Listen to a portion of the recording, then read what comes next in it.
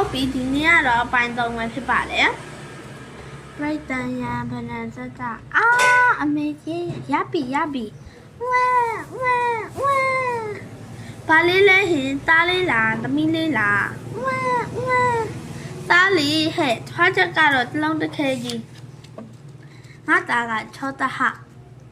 ဟိုလေမနေမြရောနေကောင်းရလားယင်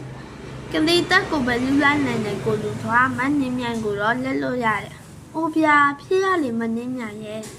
စိတ်ချပါဟာငါတို့ရဲ့သားလေးကိုလူတစ်လုံးသူ့တစ်လုံးဖြစ်အောင်ပြိုးထောင်ပါမယ်။ဦးလူထွားသည်သားကလေးတပွေးကိုတကူလေးပြုတ်သူ့ပြိုးထောင်လာရင်တပွေး3နှစ်သားအရွယ်သို့ပင်ရောက်လာခဲ့သည်။ဟိုကောင်းဘော်ကဘာငတ်လဲ